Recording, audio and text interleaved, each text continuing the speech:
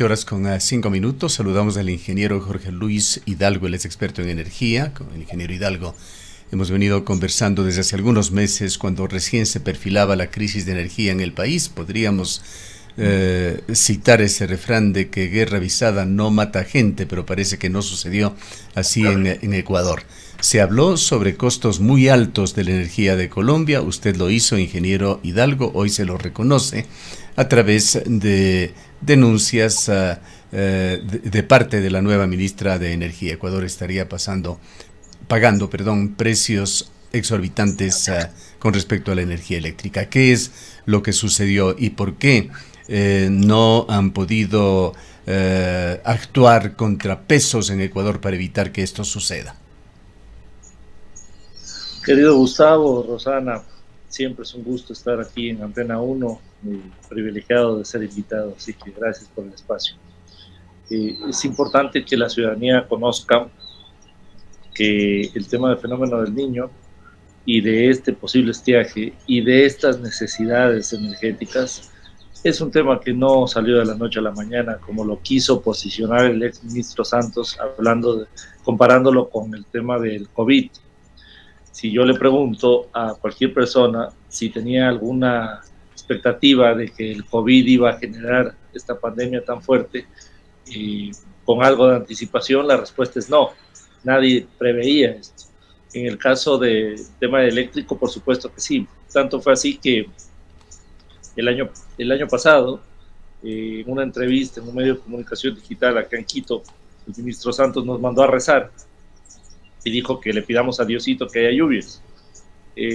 Entonces, evidentemente, el año pasado pasamos con las justas esto y tuvimos que prever el esfuerzo necesario para que no se dé este año. Pero yo creo que es el cúmulo de varias cosas y varias responsabilidades. Yo había mencionado en una entrevista anterior, que amablemente usted me la concedió, que tenemos un error de un pecado capital, un pecado original, llamémoslo así, de que el Ecuador no recauda lo suficiente en costo de planilla eléctrica, de la tarifa eléctrica, para retornos de inversión de las hidroeléctricas o los parques eléctricos, que le podemos poner el nombre de expansión. O sea, no recaudamos para colocar recursos para expansión. Esto es grave porque, según incluso la ley, dice que el Estado ecuatoriano es el que es el responsable de hacer estas inversiones de expansión, con costo, evidentemente, de las fuentes de recolección de dinero estatales, recaudación de impuestos, ventas de petróleo, etcétera. Pero el Estado está quebrado y si dependemos del Estado, evidentemente vamos a tener lo que ha pasado hasta ahora. Y a partir de ahí, incluso en la época del presidente Moreno, se les dio un subsidio eléctrico a los grandes industriales que les cobraba 5 centavos el kilovatio hora, y esto ni siquiera cubría los costos de mantenimiento. Después de 5 años, lo evidente que iba a pasar es que no hubo más generación, no se invirtió en más generación y no se invirtió en mantenimiento. Tanto es así que tenemos un parque termoeléctrico obsoleto de 1800 megas y funciona solo la mitad. Eso quiere decir, evidentemente, que al no tener recursos para mantenimiento, nos pusimos aún más expuestos a esta realidad. Este subsidio ya fue eliminado en el gobierno a pocos días de terminar el gobierno pasado. Entiendo que todavía hay ciertos industriales con una expectativa de que ponen un motorcito y apagan un foco y con esto son merecedores al subsidio del próximo año, lo cual no es verdad o no debería ser verdad. Pero también hay que ser sensatos y generar un beneficio para los industriales que aporten en algo a la generación o incluso eficiencia energética, y se les compense de forma proporcional al aporte solicitado por SENACE. Pero también tengo que mencionar que me ha llamado muchísimo la atención, especialmente de la Cámara de Industriales de Pichincha, de Quito, de Guayaquil, la acción muy poco empática y yo creo que exagerada, yo creo que muy muy alejada de lo que estamos viviendo como país, pidiendo que se les mantenga el subsidio eléctrico de 5 centavos, cuando el promedio de compra de electricidad a Colombia a las 24 horas, el promedio del mes pasado, de noviembre, fue de 41 centavos el kilovatio hora. Entonces, en un momento de crisis tan grande, pedir que se mantenga un subsidio evidentemente antitécnico y absolutamente fuera de todo foco, me parece que es una actitud poco empática de lo que está pasando en el país. Entonces, argumentan los sectores industriales, los gremios, las organizaciones, que este subsidio, o que más bien la posibilidad de empleo, de más empleo, está en función de este subsidio. Qué buena aclaración, Gustavo, porque fíjese, los sectores industriales dicen, ahora vamos a eliminar empleo, vamos a migrar a consumir en las horas pico y vamos a subir el costo de los productos. ¿Usted está de acuerdo con esto? Esto se ha dicho. Así es, sí, sí. Listo. Cuando se les dio el subsidio hace 5 años, no bajaron el precio final de sus productos, no migraron a las noches y no generaron más fuentes de empleo. Entonces, evidentemente, además no lo digo yo, hay informes internos del Ministerio de la Producción, de Finanzas, de la Agencia de Regulación, que evidencian esto, pero además es bastante sencillo explicarlo. Antes del subsidio tenían unos consumos eléctricos y unas curvas de consumos, después del subsidio fue igual. Entonces, ¿qué quiere decir? Que no se movió nada, lo único que pasó es que se recaudó menos. Y esto es justamente los informes que sacan el ministerio, que trataron de ocultarlos. Y ni siquiera tenían contabilizado este subsidio, lo tenían contabilizado como incentivo. Y este incentivo no estaba sujeto a una recaudación o a un aporte del Ministerio de Finanzas. Simplemente era un desangre de las cuentas de las empresas eléctricas. Entonces, ese es uno de los temas que decantan en lo que está pasando ahora. Otro de los temas es que, sí. Sí, quisiera preguntarle a usted, para evacuar totalmente el tema de Colombia, que le pone además en una posición muy compleja al ministro Fernando Santos. ¿Qué pasó allí? Se conocían los altos costos que se mencionaba, lo mencionó el propio ministro, se estaban pagando a Colombia. Se habían pagado a una instancia, luego se suspendió. Se habló mucho allí de la oferta y la demanda, que Colombia se encontraba en la misma posición, y a veces la oferta y la demanda en un mercado libre justifica los altos precios, pero también trascendió de que habían existido posiciones políticas, concretamente que el presidente Petro en una primera instancia se había negado a vender energía a un gobierno de derecha, al gobierno de Lasso. Y es así que tras una visita del presidente Lasso a Colombia se viabilizó esta situación, y al respecto Santos expresó que en esa ocasión se acordó enviar, me parece que era 450 megavatios o alguna cifra así, a Ecuador, pero no se había acordado el precio. Y luego vino esta energía carísima para nuestro país. Pero es que, Gustavo, a ver, Colombia primero no es que nos vende como país, autoriza como país, pero nos venden privados. Segundo, nos tomaron del pelo las autoridades, porque nos dijeron que íbamos a intercambiar kilovatio por kilovatio. Pues yo me pregunto, yo le doy un kilovatio cuando yo tengo excedente de hidroelectricidad en las noches donde baja el consumo, y usted deme un kilovatio en horas pico. No sé si la ciudadanía podrá comprender este ejemplo, pero el kilovatio hora no es solo un factor de energía, es un factor de momento donde se coloca esta energía. No es lo mismo un kilovatio hora cuando le sobra que un kilovatio hora cuando le falta. Y obviamente los precios son diferentes. Es decir, entre paréntesis, esta situación de oferta y demanda funciona, y funciona no solamente en el mediano y largo plazo, funciona hora a hora, dependiendo de la hora en la que se utiliza esta energía. Por supuesto, no es lo mismo. No es lo mismo darle o otorgarle un kilovatio hora en horas pico, donde ya tiene todas las hidroeléctricas funcionando y no le alcanza, y tiene que prender todas las termoeléctricas y no le alcanza. y necesita importar, y ahora incluso con apagones. Entonces nos toman del pelo porque esto no es técnico, pero además usted sí sabe que el Ecuador en cambio le subsidia electricidad a Colombia. Pero Porque además, mientras Colombia nos... Hola, Rosa. ingeniero, ¿cómo está? Muy buenos días. Pero además lo ¿Cómo que le ha va? dicho el ex ministro Santos es que él ha calculado mal, que el ministerio calculó mal, que es un error humano. Más allá de la oferta que nos hace Colombia, hubo un tema de negligencia aquí en el país. ¿Podemos creer que realmente hubo negligencia, que los cálculos se hicieron mal? Se supone que hay expertos, que hay asesores. ¿Qué pasó ahí? Mire,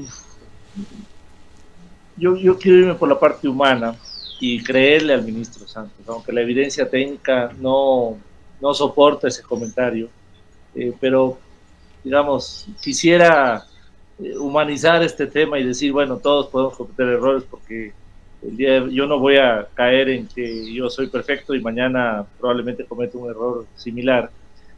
Sin embargo, había evidencia técnica para justificar que esto iba a pasar. Y tanto es así que, por ejemplo, no se ha corregido el tema de que el Ecuador le vende de 2 a 3 centavos el kilovatio hora, cuando Colombia nos vende en promedio el mes pasado 41 centavos y ha llegado a picos a diferentes horas de 60 centavos el kilovatio hora.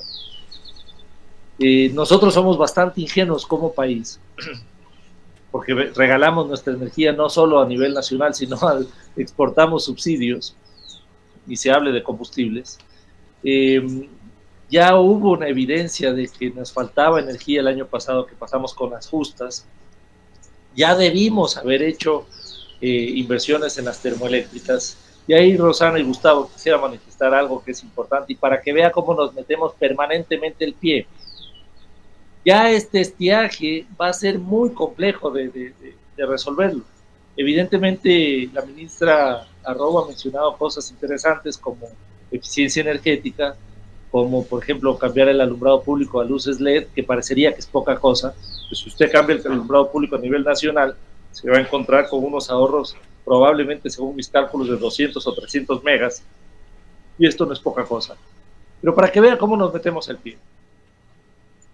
Para el próximo estiaje, donde tenemos que prepararnos para que no nos pase lo que le está sucediendo al ministro Santos, con los resultados de este estiaje, tenemos la disponibilidad de la termoeléctrica Termogas Machal. Está subutilizada, requiere más gas. Ya se declaró desierta la licitación de importación de gas. Nosotros como empresa hicimos un consorcio, estamos participando en la licitación de Campo Amistad. Y resulta que quieren declarar desierto. Primero, porque querían antes de que se presente el sobre 1 declarar desierto, porque hay una discrepancia con Contraloría. Antes de entregar el primer sobre. Se entrega el primer sobre y resulta que los TDRs han sido cambiados de los originales sin advertir en el acta de preguntas y respuestas que había sido modificado un requerimiento en el TDR. Y después hay un tema absolutamente convalidable de un contrato que no se adjuntaron unos documentos de prórroga de un contrato para expresar años de experiencia. Entonces, cuando nosotros hablamos con la gente de Petroecuador, le decimos, oiga, permítanos entregar esta documentación porque evidentemente la cumplimos. Como son más papistas que el Papa, qué pena, hay que declarar desierto. Y hay un informe además que ya sugiere que hay que declarar desierto. Todavía no se lo declara, pero ya está en ese proceso. Si se declara desierta esa licitación, significa que se demora de 8 meses a un año más la adjudicación y puesta en marcha de un nuevo proyecto no estará listo para el próximo año, para el próximo no estiaje. estará listo para el próximo año. ¿Y sabe lo que significa esto de los defensores de que se hagan absolutamente perfectamente bien las cosas? Va a significar una pérdida para el país, más importación de diésel, más importación de electricidad a Colombia y más apagones. Bien, sin perjuicio de que termine cualquier idea con respecto a este tema, que es muy importante, ingeniero Hidalgo, quisiera también preguntarle a usted, ¿es una decisión correcta o un anuncio correcto el del gobierno de Noboa de señalar que en la segunda mitad de diciembre no habrá cortes de energía? Si es que no hay energía, y con esto de la ley de la oferta y la demanda podría resultar que Ecuador no tenga cortes, pero pague precios muy altos. Mire, Gustavo, yo creo que esto es antitécnico, pero lo técnico antitécnico tiene otro nivel, que es lo correcto, no lo correcto. Y creo que es antitécnico, pero correcto. Tal vez está confuso lo que estoy diciendo, simplemente hay que tener empatía con lo que está pasando con la gente. Y lamentablemente diciembre, siendo el mes más alto a nivel comercial, de más altas prestaciones de festividades y de cosas donde la gente evidentemente tiene que tener ciertas garantías de tener estabilidad energética, siendo antitécnico. Y además, evidentemente, va a ser con un costo enorme. Yo creo que es un esfuerzo para aplaudir al gobierno, de que por fuera de los análisis técnicos que se hagan, trate de hacer un esfuerzo para que la gente tenga al menos una tranquilidad en festividades. Si uno lo ve fríamente, no debería hacerse. Pero si uno le escucha a la gente y ve el sufrimiento de la gente por los apagones, porque el apagón... Podríamos decir que el fin justifica los medios, y hablando del fin, así sea con energía cara, pero justifica por esta catalización que requiere la economía, es lo que le entendemos a usted en este mes de diciembre. A nivel político, a nivel de empatía, no nos queda de otra. Y mire usted una cosa, hay gente que, bueno, se le apaga la luz 1 hora, 2 horas y medio como que ya, incluso el ecuatoriano es tan bueno que ya medio se ha acostumbrado a esto, ¿sí? Pero hay negocios que están perdiendo mucho dinero. Yo lo decía, y creo que los amigos industriales, que tengo muy buenos amigos y les deseo lo mejor a los industriales. Es bueno tener una industria bollante, desarrolladora, creciente. Yo mismo vengo del sector privado y planteo temas de industrialización. Pero yo les decía que el ahorro que tuvieron en subsidios lo están ahora pagando en apagones. Y no lo decía ni por ironía, ni porque tengo alguna cosa personal contra ellos. Es una realidad técnica. Y es es un drama eso. Es un drama porque cuando usted medio tiene subsidios, contempla ciertos niveles de rendimiento de retorno de inversión, pero el apagón es inestable, el apagón no es predecible.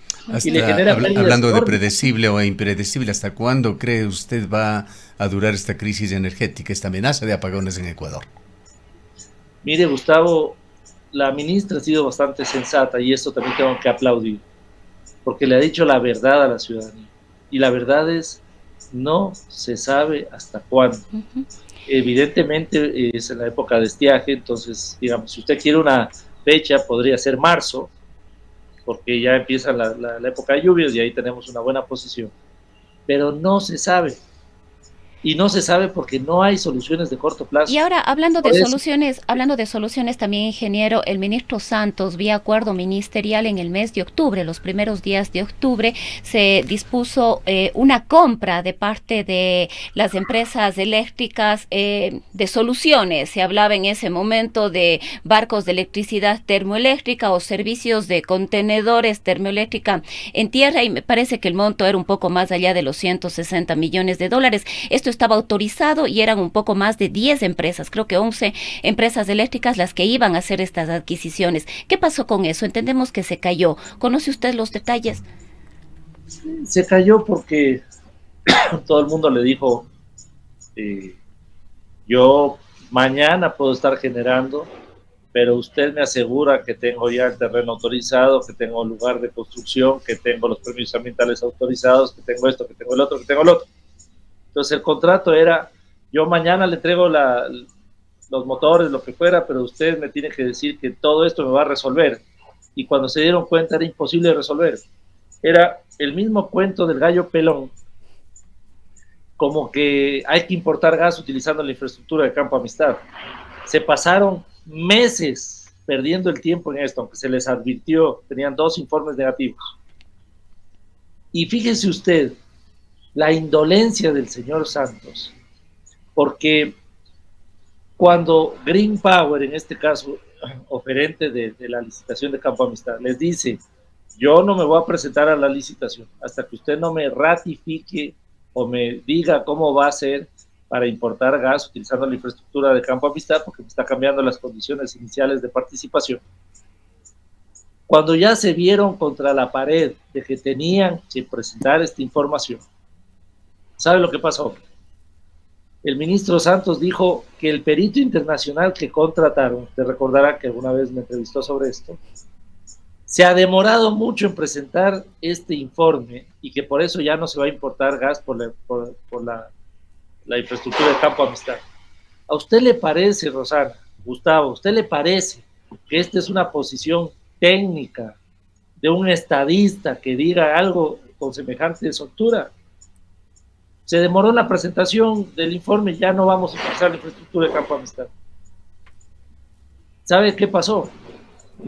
Que el perito les debe haber dicho lo mismo que les dijimos nosotros. No es técnico, no se puede. Pero así perdemos el tiempo. Imagínense que ahora vamos a perder enorme y valioso tiempo para el próximo estiaje, porque 2 funcionarios de Petroecuador dicen, no me presentó a tiempo este documento que yo necesitaba, aunque le cambié las reglas del juego sin que le diga nada, y hay que declarar desierto, pero no se dan cuenta que declarar desierto le impacta enormemente en pérdidas mayores al Estado ecuatoriano, de mayor importación a Colombia con precios carísimos, bien, de mayor importación de diésel. Ingeniero Hidalgo, el tiempo no nos da para más. Quisiera dejarle con una pregunta final. ¿Cómo ve usted este anuncio hecho por la ministra de Energía en el sentido de que el Banco Interamericano de Desarrollo va a asesorar al gobierno ecuatoriano? De hecho, por lo que usted ha dicho, ya no será para resolver este estiaje, sino quizá los próximos años, pues se ha señalado de que el BID ofrece asesoría técnica en temas de eficiencia y sostenibilidad energética. Seguramente se perfilará algún diagnóstico y un proyecto, pero que dé soluciones a largo plazo. Mire, esto también es interesante. El señor Uquillas le pidió a la ciudadanía que apague la plancha, cuando el consumo energético de los grandes industriales y el sector industrial representa el 46% del consumo y el sector residencial el 27%. Y la señora ministra, por ejemplo, y esto no es que sea la solución, pero fíjese el mensaje que da, le dice a la Asamblea Nacional del país que le agradece por hacer un esfuerzo de que cuando ya no ocupen las instalaciones se apaguen las luces y todos los consumos eléctricos de las instalaciones de la Asamblea. Evidentemente esto no va a hacer que se acaben los apagones, pero el mensaje es válido y el BID entiende que aquí el Ecuador, al ser tan ineficiente en el consumo eléctrico, eso significa grandes oportunidades. Como yo le decía, el alumbrado público es una de ellas, donde ya empiezan a visualizar que no es solo un tema de aumentar la generación, es un tema de generar inteligentemente reducción de consumo y cubrir estas ineficiencias. Entonces, a mí me parece sensato, me parece un buen camino, yo aplaudo esto, y qué bueno que ya se esté pensando en esto, y gente como el BID, que es bastante técnica y muy bien preparada, ya ven esa luz, y obviamente dicen, yo respaldo económicamente para conseguir el financiamiento y que ustedes lo hagan. Yo veo como con muy buenos ojos eso. Bien, queremos agradecerle mucho por habernos acompañado en esta mañana. Muchas gracias, saludos a los amigos en el sur del Ecuador. Yo soy lojano y siempre es un gusto compartir con ustedes algunos criterios. Muchas gracias. A usted. Declaraciones del ingeniero Jorge Luis Hidalgo, experto en energía. Tarjetas Jeff lleva a tu mesa todo el sabor.